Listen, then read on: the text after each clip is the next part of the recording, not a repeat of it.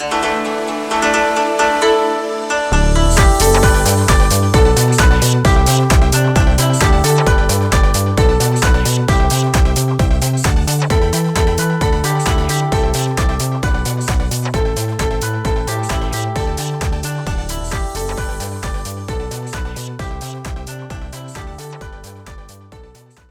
everyone. Welcome to this month's episode of Rebecca and Rebecca. My name is Rebecca Yager, coming to you from rainy Dallas, which is rare in the summertime. My partner in crime and in books is Rebecca Reed. Good morning, Rebecca. Good morning. How are you? How's everyone this morning? We're doing well. It's Good. one of our favorite days today because we get to talk to authors. And as much as we love books, we got to love the authors that write these wonderful books that we're reading. So today we're happy to welcome Karin Beery. Karin, welcome. Thank you for joining us. Thanks so much for having me. And we're glad to have you here. We're talking about Finally Forever today, but let's get to know a little bit more about Karin. So I'm going to read your brief bio and then we'll dive into our conversation. So, author of hopeful fiction with a healthy dose of romance, Karin Beery also owns Right Now Editing, helping authors turn good manuscripts into great books. She lives in northern Michigan with her husband and pets. They drink too much decaf coffee. No decaf, Karin. Put up their Christmas tree the first weekend in November, yay, and do their best to live every day for the Lord. Actually, I love that. Yeah. So that's fun. Anyway, we read Finally Forever and we really enjoyed it. Yes. I'm glad. I just hope it makes people smile. That's kind of my wish for all of the books that I write. So no deep thinking, just lots of smiles. I think Well, smiles it are good. definitely made me smile. Good. Yes, I liked it a lot. Go Good. ahead. Did I step on you, Rebecca? Sorry. I don't know who was stepping on whom, but that's fine. It's no biggie. All right. Karin, I like the question of what you wanted to be when you grew up. And your response, everything? Pretty much. I loved it. My mom kept one of those books. I have two sisters, and we each had a book. And starting in kindergarten, she would ask us like, "Who's your best friend? Who your teacher was?" And just things to kind of track you through the years. And one question was always, "What do you want to be when you grow up?" And it changed every year. When I was in kindergarten, famously, I wanted to be a snowman. By the time I was in first grade, it was a baton twirler, and it kept changing throughout the years. When I was in high school, I wanted to study chemistry and actually got really involved in a math and science program. So it just, there's no real thing that I've ever wanted to do, but throughout all of it, I was reading. So it kind of was a natural fit to start writing at some point. But writing really wasn't on your radar. You just kind of fell into it a little bit. Yeah, reading, I'm an escapist. So I like fiction as a way to avoid reality. And just a year after my husband and I got married, he was diagnosed with cancer. And he would, for 5 days a week, have chemotherapy for 5 hours a day. And it was just really tiring. And he didn't want me there, which was fine. So I would go to the library or to the bookstore and I would read. And I read so many books. And eventually you kind of get to that point where you're not really sure what to read next. So I figured, well, I'll write my own. And that way I could just take my laptop up to the hospital and sit with my husband, and wrote my first 80,000 word manuscript in 6 weeks. I have never written anything nearly that quickly since then. But I just wanted to see if I could do it. And then it just became a challenge. Is this something that I could do? What would it take to get that book published? That book has not been published yet. It's so bad. But I wanted to see what would it take. And so it wasn't even necessarily that I wanted to be a writer.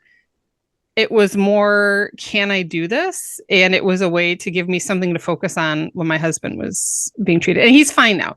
He's been cancer-free for, I don't know, I think it's 15 years now. It's been a long time. So he's all good. It's about a cancer survivor here too. So I'm glad he's doing well. Yes. Praise God for that. Yes. But you never know, how God uses things sometimes, even the worst, or horrible situations, and he's, turned him into something good. Yeah. into something. And now, and you edit as well, as we mentioned in your bio, the Right Now editing. And that book, you wrote a how to edit your novel, practical tips Yes. for strengthening your story. And that's been nominated for a lot of awards. Yeah, it won the SELA Award in the nonfiction category earlier this year, which was just amazing. Especially, I know some of the authors that were also nominated in that category. And so what a complete honor. And then found out that it's nominated for a Golden Scroll, which we'll find out about in August. And that really started because I ran into Karen Porter, who owns Bold Vision Books, at a conference, had done some training with her, and saw her at a conference, and she just said, "Hey, if you're going to pitch me a book, what would it be?" I'm like, I'm a person of very limited interests. It's all about fiction, but I know how to edit fiction. And I'm pretty convinced that anyone who ever wanted to write a novel did so during the pandemic. And some of the manuscripts that I've gotten in the last couple of years, they're not even rough, they're raw to the point where you can't even edit them. And that's not to say that these authors don't have ability and they can't, develop their talent. It's just at the point where they are, there's nothing I can do to actually edit. So I wrote this book. It's very basic. So it's all the most basic things, even to the point of, what genre are you writing? You need to understand your genre first, because I've had that happen where someone says, well, this is speculative fiction, and I got it, and it was a political thriller. I'm like, well, I don't do thrillers. So again, it's not anything I can work on. So it's very basic, but even the editors and authors who read it, who have been writing for a while, everyone's been able to glean something from it. But my hope with it is just that it'll make the editing process easier for authors. And even though I make a living editing, if you can clean up your manuscript a little bit before you send it to me, it's going to save you time and money, because it's not going to take me as long to edit your book. So whatever they can do, authors can do to clean up their manuscripts, it's going to benefit them. It's going to make it easier for the editors. But yeah, it was just, again, very limited interests. It's kind of all fiction for me. So I figured I'd take what I knew from writing novels and put it into nonfiction. And it seems people are receiving it well. So I'm excited about that. That's wonderful. Yeah, I'm in that process right now, cleaning up the manuscript that's really, really bad right now. I just finished yesterday, and I'm like, this is terrible. That's what I thought when I got done. I'm like, this is horrible. But anyway, I digress. No, but anyway. Well, my goal with that book is actually to help authors hone their self-editing, but also it's to help authors learn how to mine information out of beta readers. So if you do have other people read your books, what are the questions you can ask them, and how do you interpret their answers? Because sometimes they're vague in what they say, but if you can learn how to interpret what they're saying, hopefully you can go back and you kind of figure out what the issues are. So you might want to pick it up. I mean, yeah, I'm a little biased. I probably should, because that's interesting about beta readers, though, because I've found that is difficult sometimes. Especially you give it to somebody and you think they're going to be like really good about giving you information, feedback, and you give them questions, but you're right. Sometimes their answers, like, what does that even mean? I don't understand that. What do you like it? Do you not? I mean, is it? Yeah. So anyway, thank you. I'll have to check that book out. Definitely. No, it's all important. Anyone who thinks that we sit down to write and the words just flow naturally and everything's perfect and it's easy breezy. All writing is rewriting. It's all editing. Editing to me is so crucial. And we've stumbled across a few books that clearly have not been edited, and it's so sad because there's a story in there. Yeah, and he's right, but you get the editing is crucial. So we're glad you have a narrow focus there, Karin. And Finally Forever did not suffer from that. Yes. Oh, thank you. Yes. Easy read. We didn't stumble over anything. And I'm sure as a reader, and you're a voracious reader too, Karin. Well, all writers should be readers, but that you've read books where you stumbled over something, because to me it wasn't clearly edited, or there could have been issues with printing or whatever, but Right. it's so Actually, important. one of my favorite craft books was written by authors. Mhm. The content is fantastic, but I know that it was self-published because it's very niche, which I get. There's not going to be a whole lot of publishers that are going to write a book or publish a book that's for such a narrow audience. Mhm. But if you have an issue with some grammatical errors and format problems, you're not going to want to pick up that book. So every time I recommend it, I let people know you have to be able to look past that, and it's worth it because the content is so good. But I'm a part of an editors organization. I got lots of people I can refer to you if you'd like to send out a second version, because there are some pages that are a little rough. Yeah. But yeah, again, to overlook that, it's good when the Yes. advice is there. And I like to think we can do that with a good story if there's a few hitches, but we did enjoy reading yours because there were Thank no you. bumps that we had to get over. We asked a question about what surprised you about your book or your characters, and you said you do a lot of research and planning. So does this mean you're a planner, or are you a pantser, or are you a hybrid? So it's interesting. A couple of years ago, a good friend and I taught a class at a conference, because I don't necessarily like we talk about the pantsers and the plotters, but I think there's kind of a difference because I don't plot at all, but I start with characters. And so the class that we taught was, what do you start with? Do you start by creating characters, or do you start by creating plot? Because she starts with plot. She writes historical fiction, so it's very important that she has all the dates right so that she can plan those things out. So she always starts by looking at, where's my inciting incident going to fall? Where's the first transition element? How long is the second act? And she looks at it from that perspective of plot points. I look at it and I start with characters. Who are my main characters going to be? What are their personalities like? And I know that I want to have them start at point A. I want them to end at point B. What am I going to have to do to get them there because of their personalities? How are they going to respond to these things? So I get to know my characters very well. So it's not necessarily, they don't really surprise me, but I have to think of plot points that will get them to do what I want them to do. And sometimes when I create a plot point that I really like, I realize, okay, the character wouldn't actually behave that way. So we're going to have to, throw some other stuff in there. So as we taught this class, it was great because we broke it into 3 parts. Here's the initial setup. Here's the writing down all the notes and everything. But by the time we got to the 3rd part, the actual writing, our processes were exactly the same. Mm-hmm.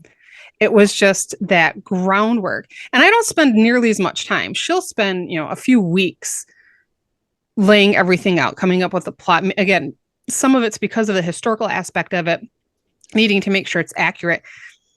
I give myself a few days, maybe a week, but I get very excited and want to start writing.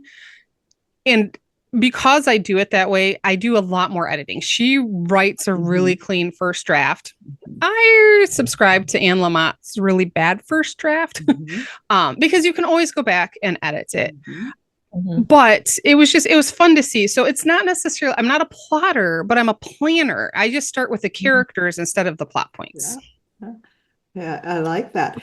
You're also a sprinter, as in a writing sprinter, because otherwise you said it would take you a long time to write a book. So explain your sprinting process to us.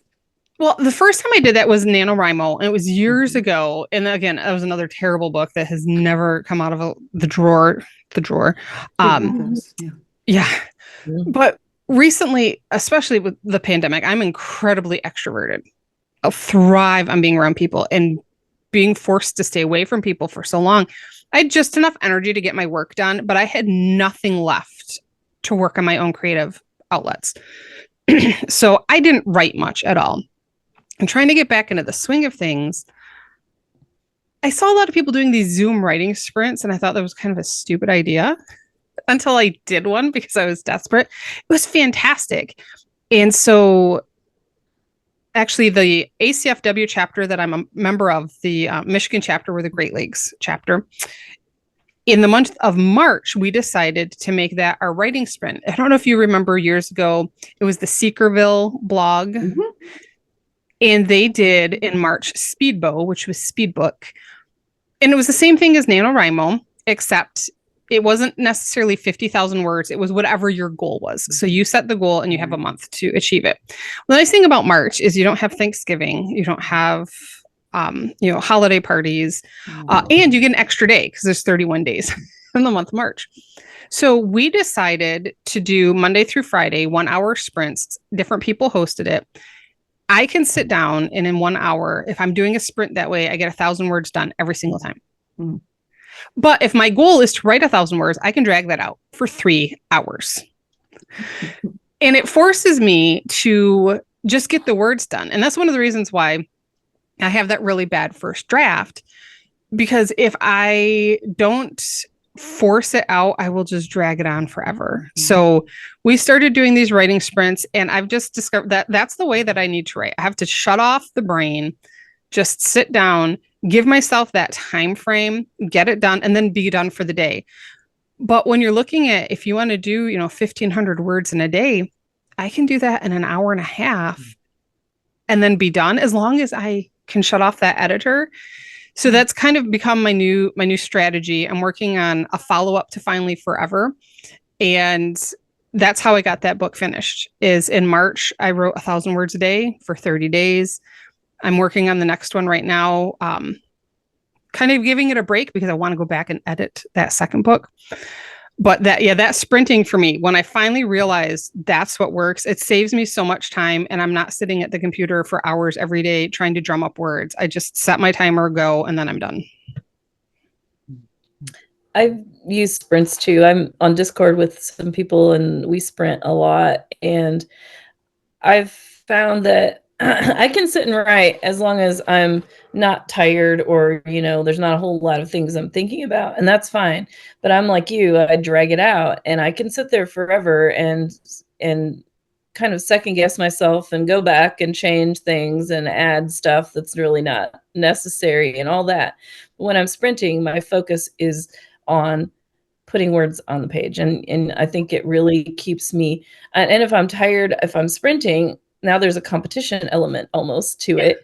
So it's like keeps me more, I will stay awake sprinting, whereas I would probably be nodding off if I wasn't. So I totally agree. The sprints make a huge difference.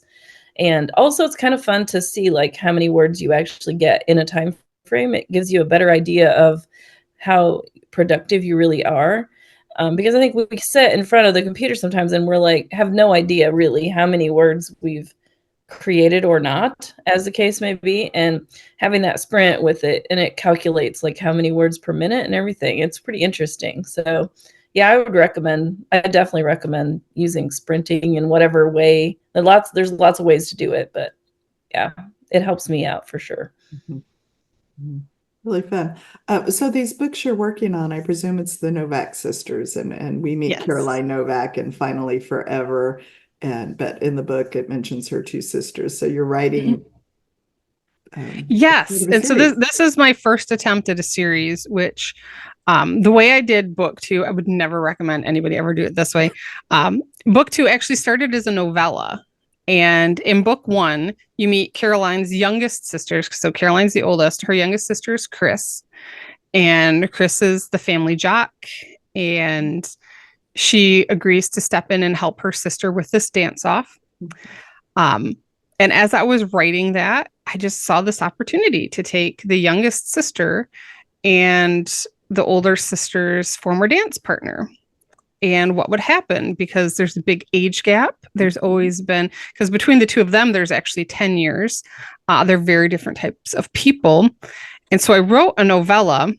And at one point when I was, my agent at the time was pitching Finally Forever, one of the larger publishing houses was interested. And they said, could you make it a trilogy? I'm like, oh, sure. I've already got the novella started. Not a problem. Well, I have so much overlapping.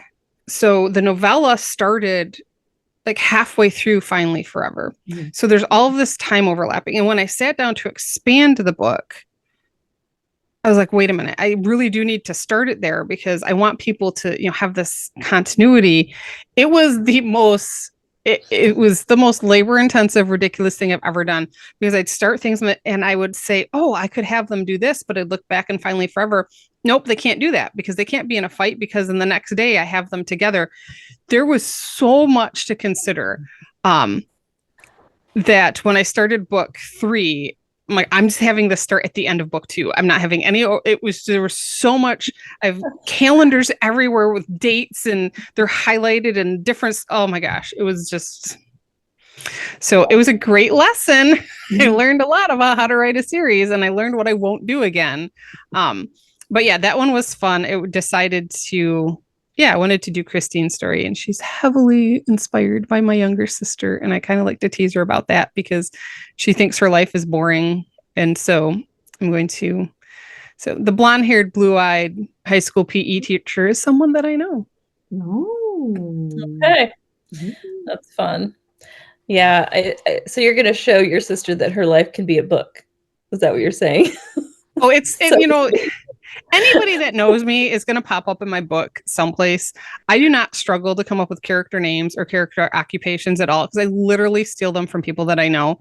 And my sister has a friend who is a chiropractor who also owns a gym. It's kind of a dual business. And so the third book in the series, the male lead is a chiropractor who owns a gym, and their businesses that are, I steal everything from anybody. If I know you, all of my side characters are named after people that I know. So if I hired you once to work on my website, you're probably going to be a character in my book, because it's easy. I steal first name from the pastor that I have now and the last name from the pastor that I had growing up, and I have a character. So yeah, that's fun.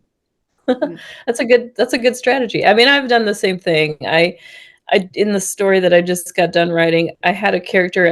I initially named her Elaine. I was calling her Elaine. Every time I wrote her character's name, it came out Emily. I'm like, what is going on?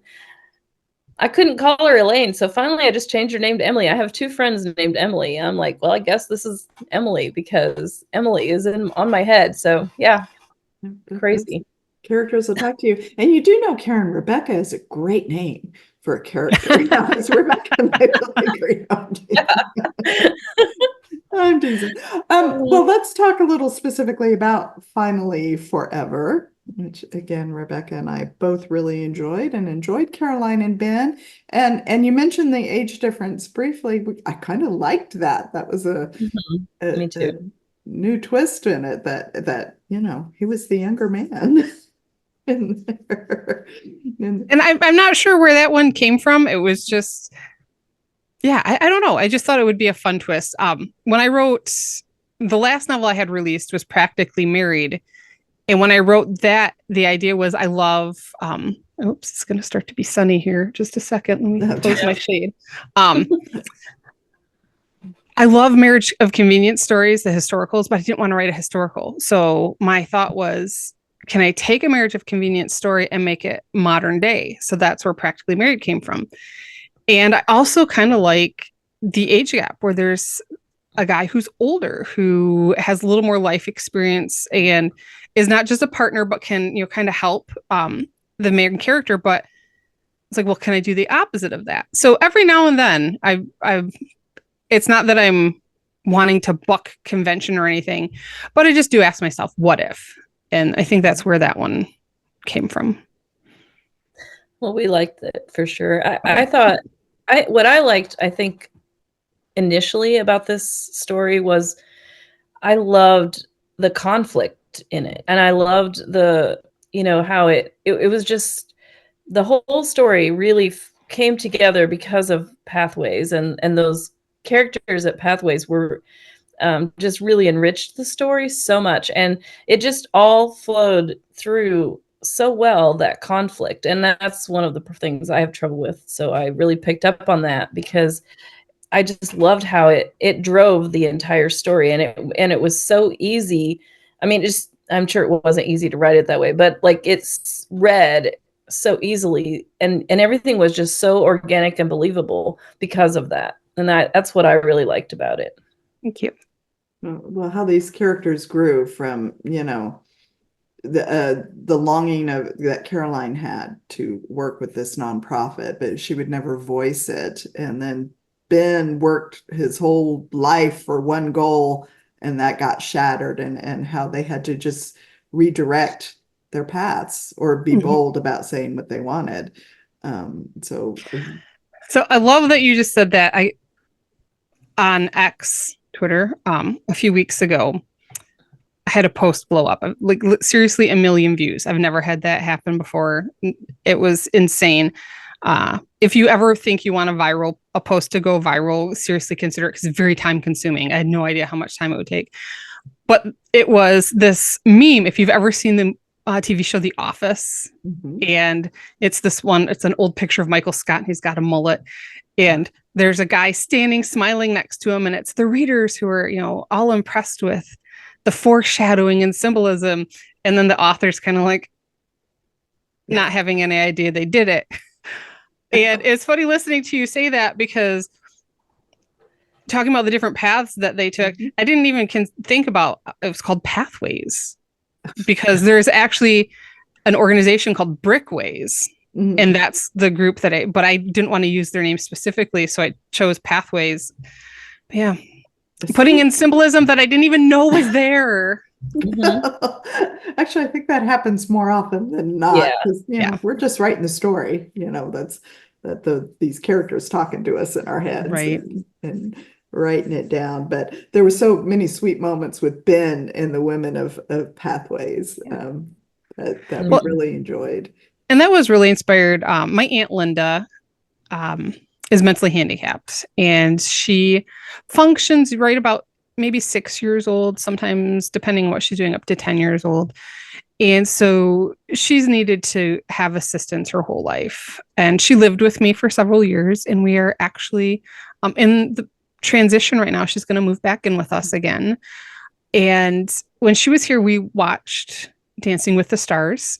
So there was that connection. But a lot of this too is inspired by watching my husband and my brothers-in-law interact with Linda, because we grew up with her.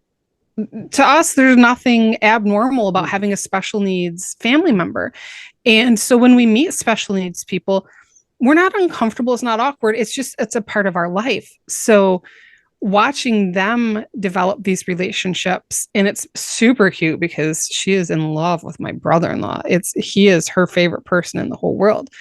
And so to watch her develop that, and then, some of the other ladies in the home, when Linda lived in a home, I hear stories about them, and I got to meet some of these ladies. And so again, they're all cherry picked. They pick little different details from the women. So some of that stuff is based on real life. The caregiver that my aunt lived with literally packed for a trip and got up the next day, and one of the girls had put everything back in the closet because she had this real OCD tendency. She wanted everything where it belonged. And so she'd repack everything real quick before she left. But if you don't have someone like that in your life, you don't understand how enriching it can be. And I know a lot of people, I think a lot of people tend to think that it's always going to be a challenge and it's always going to be this burden. But there's so many fun aspects of it, and so many surprising aspects of it, that I also wanted to include something about that too, because I just loved having Linda live with me. I'm excited that she's coming back again. And I was just hoping to share a little bit of that with other people. Well, I think you did a great job with it. I mean, those ladies almost stole the show in places, I think. And I think that was fantastic. And it was very poignant, some of the things that they did, and the way that Ben interacted with them. I thought it really showed, the heart of exactly what you just said, that it's not a burden, it's a blessing. And, to be able to interact with people who are just people, right? They just are different, and we're all different. So, I think we tend to worry a lot more about those differences than we need to, perhaps. Yeah. So. Truth. Well, another character I adored too was Annabelle. And we cannot end this conversation without talking about Annabelle. And she Another just show stealer, right? Story stealer, that girl.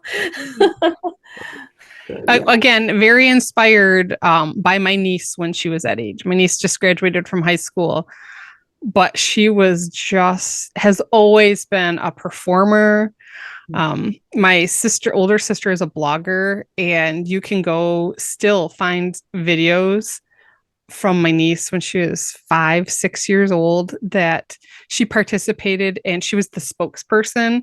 But I remember when Ella, I think it was out there for Christmas, she was maybe 6 years old. And I turned on my camera and asked her to tell me about her toys. And she says, "I'm Ella Gable with Growing Up Gable." It just was on. And so she was really the inspiration for Annabelle, just wanting to be in the spotlight and ready to go. And, but also, seeing that little bit of a shy side that comes out every now and then, because she's still only 12. Yeah. Yeah. Absolutely. No, that reminds me of my granddaughter just this weekend. We're going to digress a little bit. She's 5. And we picked her up and I complimented her on her dress because my husband and I bought that dress. And she goes, "Well, I'm a cute girl." So she's like, "You're wearing such a cute dress." "Well, I'm a cute girl." So you got to love kids. Do that. I'm going to go back to your Aunt Linda a little bit because if you ever wanted to write something different, you talked about wanting to write a cozy mystery and based on maybe a character like your Aunt Linda. Well, I would love to write a cozy mystery, at least one, if not a little series, and have someone like my Aunt Linda as a side character who actually solves all the crimes. Because there have been so many times when she was here that she would do things, and my husband and I would look at each other. I'm like, why didn't we ever think of that? So when she lived here before, we had cats. We don't have any cats anymore, but I always hated cleaning the litter box. I just hate squatting in front of it, cleaning. And Linda's like, "Well, I'll do it," which was kind of interesting because she's not the most active person, and bending over, not always the easiest thing for her, but sure, go ahead. And so I happened to walk by the bathroom a week or so later, and she was cleaning the litter boxes. We kept it in there. She moved the shower curtain, pulled the litter box over to the edge of the tub, sat on the tub, and cleaned the litter box. Like the simplest solution that would have saved my knees and ankles from all that squatting. And she does those sorts of things all the time. And so I would love to, I need to study mystery writing more because I have no idea how to do it well. But I just think having someone like her who just comes and sees the situation differently and process it differently, and who very easily say, "Well, duh, that's the solution." I think that would be fun. Yeah, I agree. That sounds great. Yeah, I'd read that story. I just need to figure out how to write a mystery. I've got no idea how to do that. So yeah, don't ask me on that one. I don't know that I could all that clue setting and all those little the red herrings like that. Yes. That you got. I have a feeling, Karin, you're the type who would figure it out. So I believe that. Okay. So what is coming up next for you? Is it Christine's story, or do you have another book in between? No, Christine's story is definitely that one's written, so I need to start the editing process. You can't actually see it, but there is a binder back there. I print off all of my manuscripts for the editing process.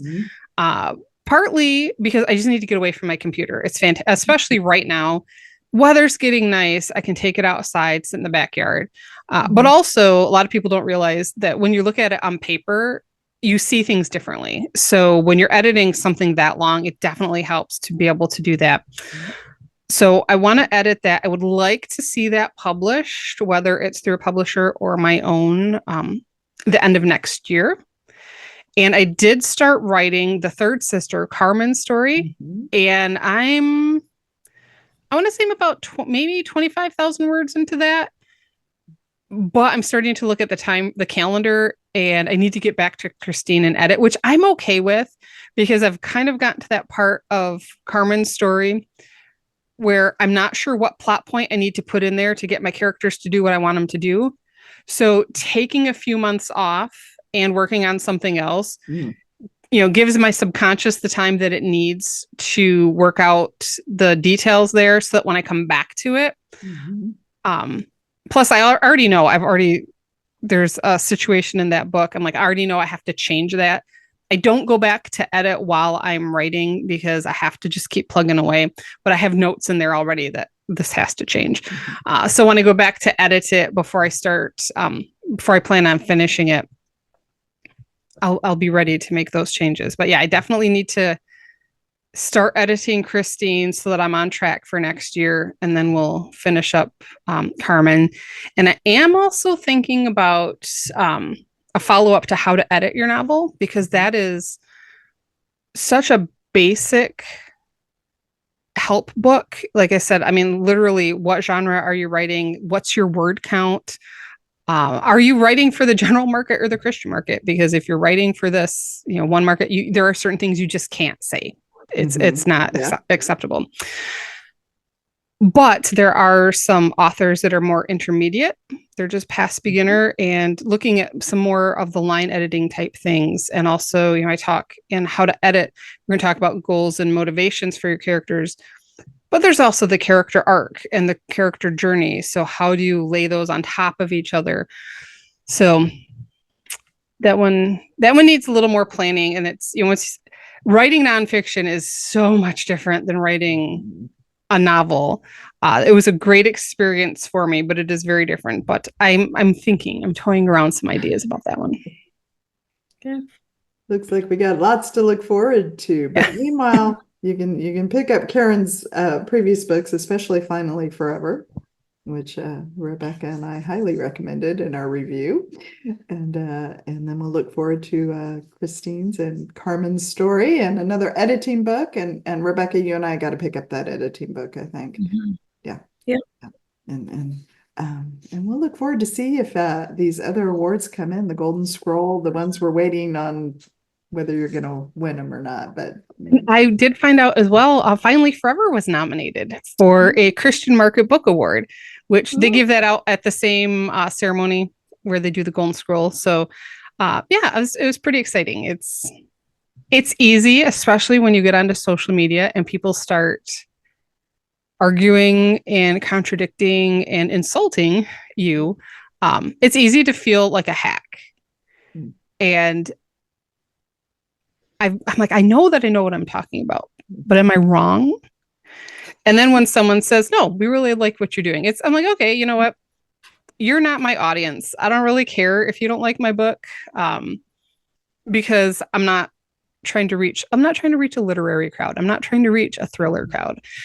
I'm trying to reach more of a Hallmark type of a crowd. So that's okay if they don't like my stuff. So it's validating. Of course, it's always nice to win, but it's just validating to know, okay, yeah, I do know what I'm talking about. Yeah. You're going in the right direction. Yeah. I've got a good idea. So yeah. No, that's great. Give us your website or social media so people can follow you and yeah, absolutely. So my website is Karin Beery, and that's KarinBeery. I thought it would be just simpler to use my name, and no, it's not when your name is spelled funny. But it is KarinBeery.com. Twitter, Instagram, I'm just Karin Beery. On Facebook, I'm author Karin Beery. So I had to make that difference.